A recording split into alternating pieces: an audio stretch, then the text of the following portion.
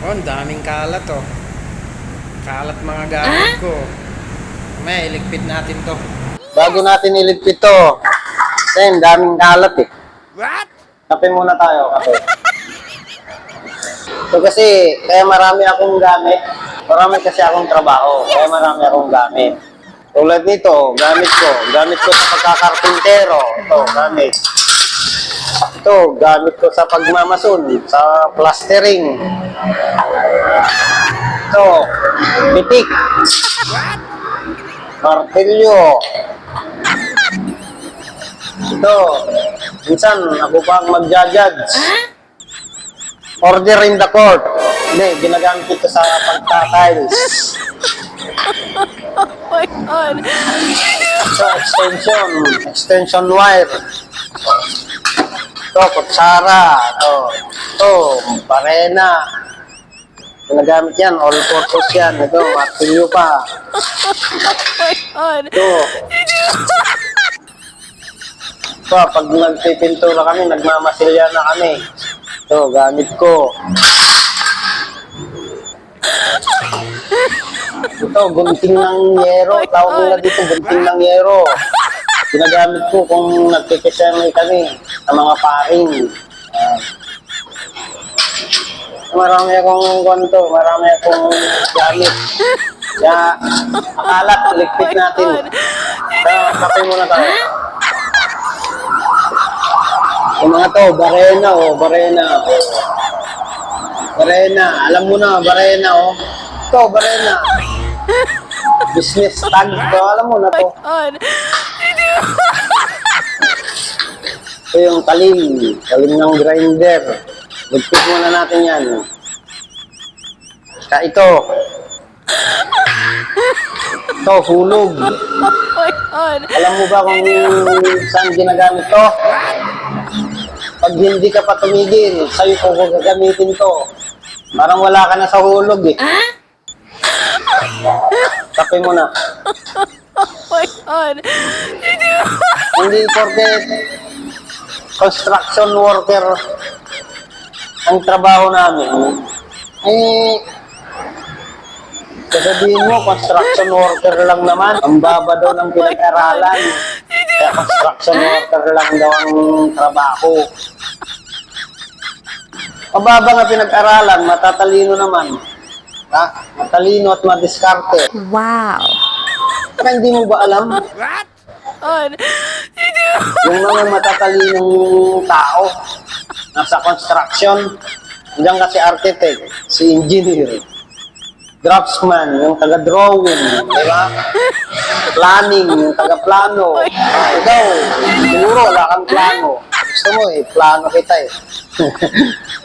Hugot lang, hugot. Kasi naman, i-small mo yata yung mga construction worker eh. Lahat ng nagtatrabaho sa construction, matatalino yan. Walang bobo dyan. Kahit labor. Alam mo ba ang pinakamatalino sa construction? Labor. Sila yung masunurin. Pero lahat ng iniutos sa kanila, alam nilang gawin. Oh. Eh, sila pinakamatalino. Di ba? Labor ang pinakamatalino. Kahit ano ang iniutos mo sa kanila, kaya nilang gawin. Yung may nagagawa nga ng labor, hindi kayang gawin ng skilled eh. What? Alam mo kung ano yon? Yung dami ng labor, magkakasundo yan, may unity sila. Yes. Halo, Oh my God. lalo sa pag nag-aalo sila, di ba, magbubuhos, mag-aalo sila, may unity yan kahit ang dami nila, nagkakaisa sila. Subukan mong pagsamatamahin yung mga mason, karpintero, yung mga skilled. Hindi magkakasundo yung pagalingan nyo, mag-aaway pa nga eh. Kasi yung isa, may gusto siya. Hindi sinunod yung isang skill. So, mag-aaway na yun. Eh, yung labor, wala, magkakasundo talaga yan. Eh, yung nagagawa ng labor, hindi magagawa ng mga skill. Bagay, unity. At yun naman ang kailangan. Sa construction, hindi yung pagalingan.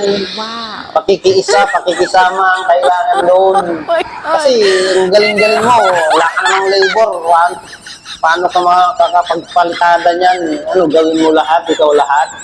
Kaya, hugot lang to. Kaya, gawin natin pagliligpit. Kasi ang dami. Ang dami kong gamit.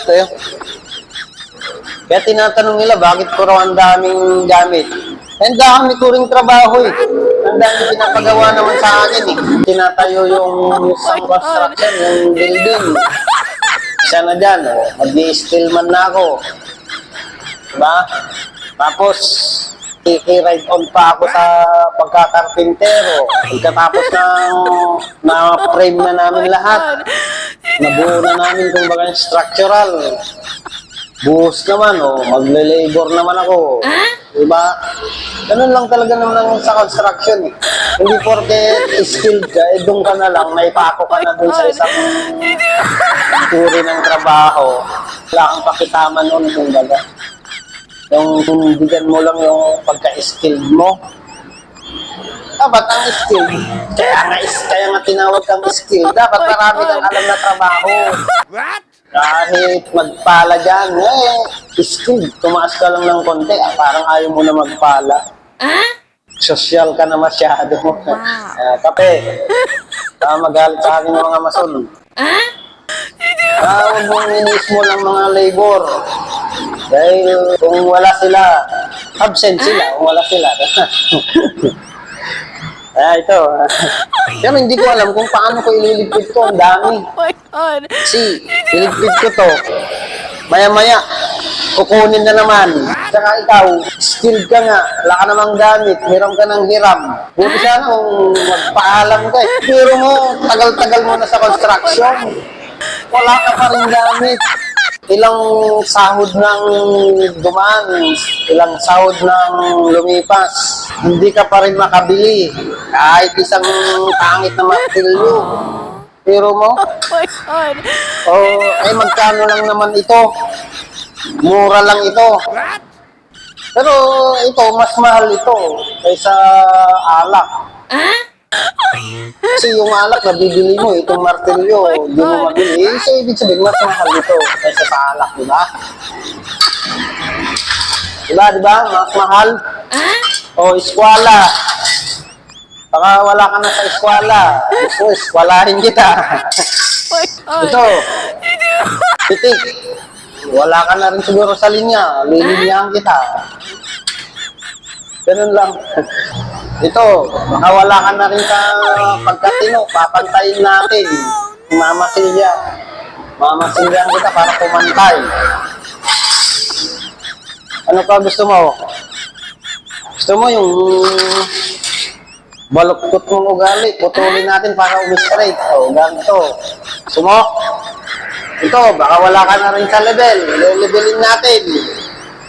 Kaya, huwag mong iniis mo lang nasa construction. Dahil mababa man ang pinag-aralan namin, matitimo naman, diba? At matatalino.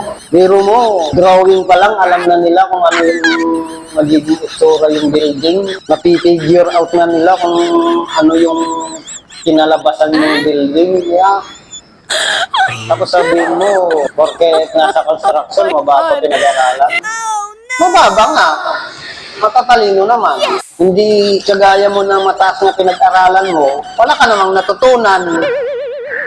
Wala ring silbi. Okay na. Diyan dito lang siguro. Ubusin ko lang to. Ito. Mamaya ako na siguro iligpit. Kasi gagamitin ko